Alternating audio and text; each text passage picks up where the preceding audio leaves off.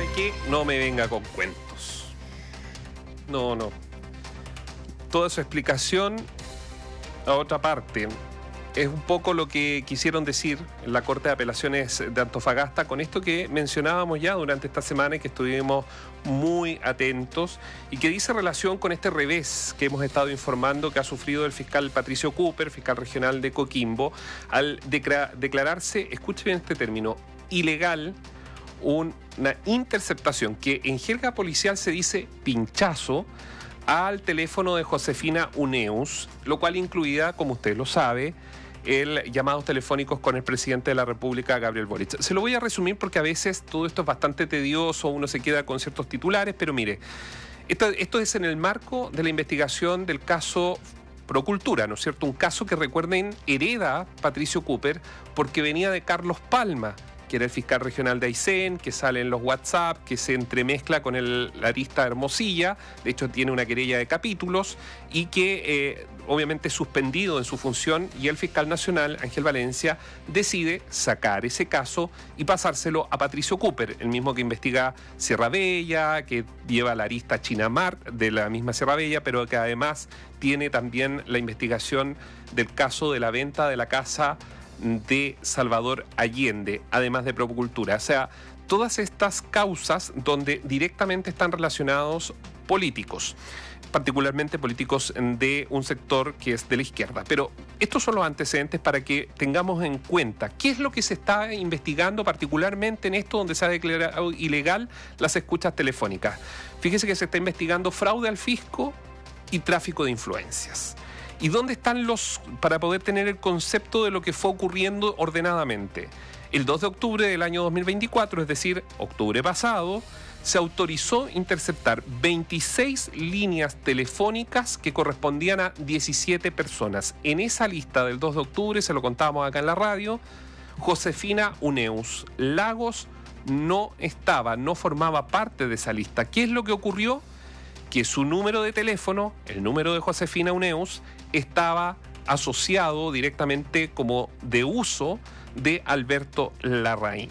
Luego de ello, Josefina Uneus, yo les decía, no estaba en esa lista. Uno de estos números, cuando comienza la PDI a escucharlo, se supone que se dan cuenta de inmediato que no era de Alberto Larraín, sino que era de su expareja, Josefina Uneus. ¿Cuál es el problema? El problema es que esa línea telefónica no estaba dentro de los informes que habían dado las compañías de teléfono asociadas a Larraín, Alberto Larraín, sino que era una línea de la psiquiatra, pero que hace 20 años la tiene a su nombre. Entonces vino el segundo punto.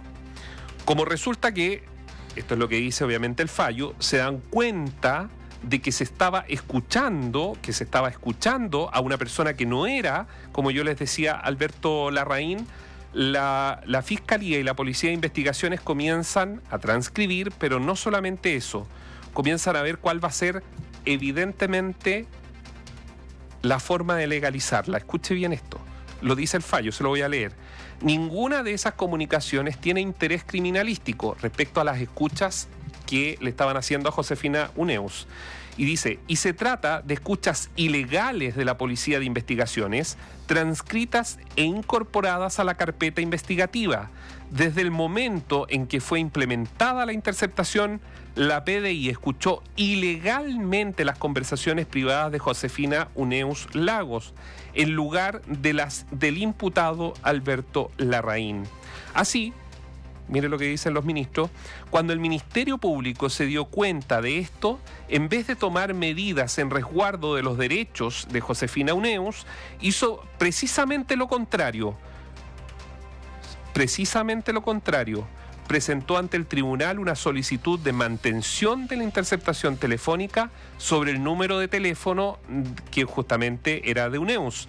Pero ahora explicando, dice la Corte de Antofagasta, que se trata del teléfono de Josefina Uneus. O sea, ahí recién, después de 2 semanas, la identifican. Y dice, más allá de la inadmisibilidad de pretender mantener una diligencia intrusiva sobre una persona respecto a quien no se había decretado en primer lugar, como si ello sanara, dicen los ministros, de algún modo lo que se había hecho. Es decir, se declara la ilegalidad de las llamadas y se ordena. Hay que ver si la Fiscalía va a hacer va a recurrir, pero se declara que todo el contenido que estaba allí era ilegal.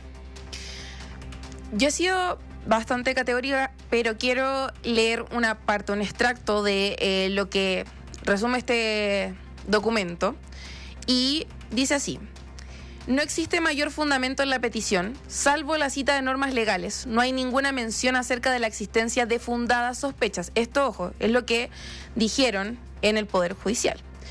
Basadas en hechos determinados de que una persona ha cometido o participado en la preparación o comisión, o que ella prepara actualmente la comisión o participación en un delito al que la ley le asigna pena de crimen, tampoco se alude a personas respecto de las cuales existieran fundadas sospechas basadas en hechos determinados de que sirven de intermediarias de dichas comunicaciones, y asimismo de aquellas que facilitaren sus medios de comunicación al imputado o a sus intermediarios.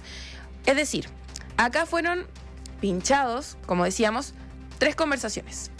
La de la madre de Josefina, Marta Lagos, la de una amiga de Josefina, María Constanza Gómez, y una llamada con el presidente Gabriel Boric. En ninguna de estas conversaciones había contenido criminal relevante.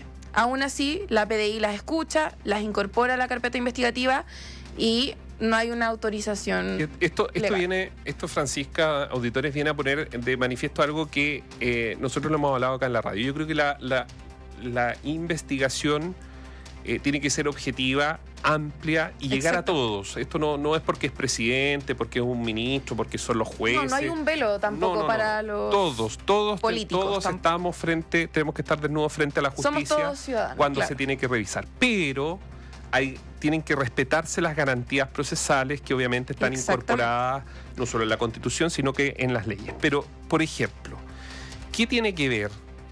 Y yo me imagino que la Policía de Investigaciones con este fallo de la Corte de Antofagasta va a tener que hacer una mirada interna respecto a cómo están funcionando la lista de funcionarios de la Policía de Investigaciones, particularmente de la Brigada Anticorrupción, donde están nombres que ya hemos hablado acá, Francisco Rifo y otros más, en otras causas, donde la pregunta que uno se hace es cuál es el criterio de esos señores para incorporar, que es lo que dice la Corte, conversaciones que no son atingentes, que no son parte de un hallazgo o que puedan ayudar en el proceso criminal, que es lo que se está investigando. Entonces uno se pregunta, por ejemplo, se incorpora, que esto habla muy mal, de Josefina Uneus, hay que decirlo, muy mal de la psiquiatra. ¿Por qué? Porque en uno de los documentos, fíjese amigos auditores, y lo revela The Clinic esta tarde, se incorpora una conversación entre la psiquiatra con su madre, Marta Lagos, que fue incluida por el equipo del fiscal Patricio Cooper, entregada por los equipos de la Policía de Investigaciones. ¿Qué es lo que se incluye ahí? Escuche bien. Se comete un error porque no se hace una censura puntualmente del documento y se ponen conversaciones directamente relacionadas con la salud mental del presidente de la República.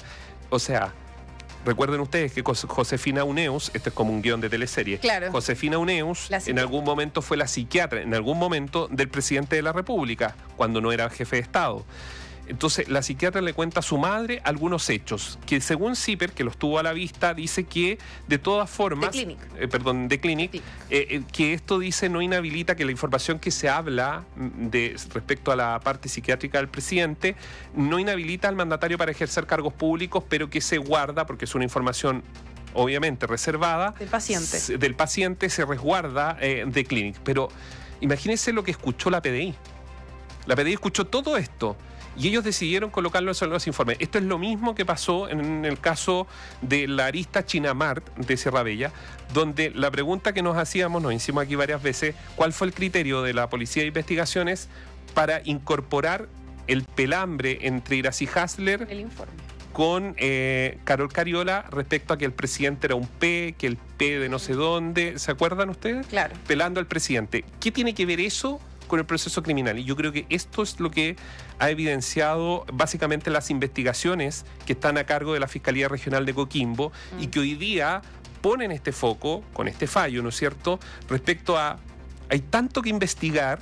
La PDI tiene tanto que hacer en todas estas causas porque se tienen que investigar. Si Alberto Larraín transfirió plata, si Alberto Larraín hizo esto o lo otro, o todo su entorno, hay que investigarlo, sea quien sea, si están relacionados a la ADC, al Frente Amplio, a quien sea, a la derecha, a la izquierda, da lo mismo, se tienen que investigar. Transversal. Pero la pregunta es, ¿cómo se está oficiando? ¿Cuál es el sentido? ¿Cuál es la calidad respecto a estas etapas investigativas? Y nos puede decir el fiscal Cooper el día de mañana, ¿sabe qué? Fue la PDI.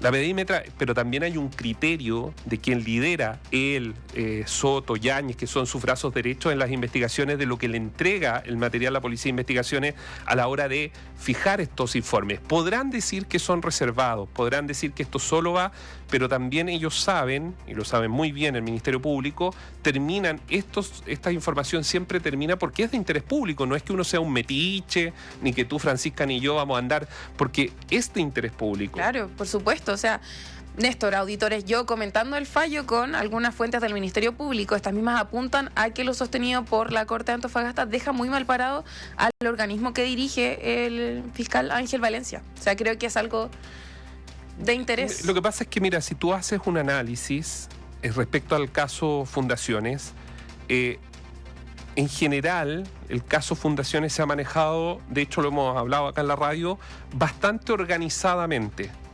Se han allanado, se ha hecho tareas conjuntas, se ha ido avanzando en algunos casos. No, uno le gustaría que fuera mucho más rápido, ¿no? Pero como ha dicho el fiscal Valencia varias veces, las investigaciones no tienen el mismo tiempo que los medios de comunicación o la política. Tienen sus tiempos, el Servicio de Impuestos Internos ha enredado, también hay que decirlo, no es rápido en entregar los informes cuando la Fiscalía se los pide, pero hemos visto investigaciones en Los Lagos, incluso las investigaciones, más allá de esta señorita de la Fundación En Ti, que básicamente en ella se basó todo, pero hemos visto investigaciones mucho más ordenadas.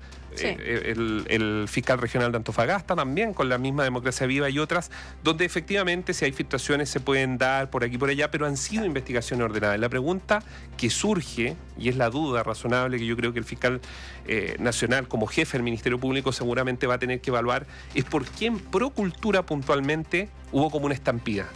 Todo se desordenó, comenzaron a aparecer todo este tipo de información. ¿Por qué los informes de Procultura, que es mucho más política probablemente que otras, tenían este nivel de transcripciones telefónicas? ¿Por qué eso no se dejó fuera? Entonces, hay dudas, como dicen los abogados, dudas razonables, respecto a que algo pasó. ¿Se pudo haber hecho de mejor forma, mejor el trabajo en Procultura?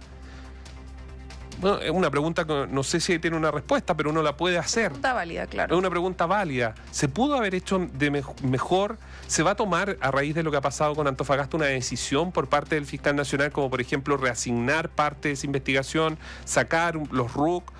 Porque era una estrategia que también es válida por parte del fiscal Cooper, que era dividirla para evitar las filtraciones. Claro. Son leguleyadas, dicen algunos abogados, pero que yo creo que son válidas a la hora de querer hacer una investigación. Sí, son estrategias, por supuesto, que válidas. Son muchos RUC. Pero lo cierto es que esto es un portazo. Sí, y queda para que ustedes, amigos auditores, sepan, porque yo creo que sí había información, esta es una opinión personal, yo creo que sí había información valiosa de la que entregó la psiquiatra Josefina Uneus respecto a lo que estaba pasando en Procultura, pero todo eso se va ni siquiera al tacho de la basura, se va a esas moledoras de papeles. Se va a esas moledoras de papeles, porque esa es la instrucción que ha dado la Corte de Apelaciones de Antofagasta. Análisis sin compromisos. Opinión independiente.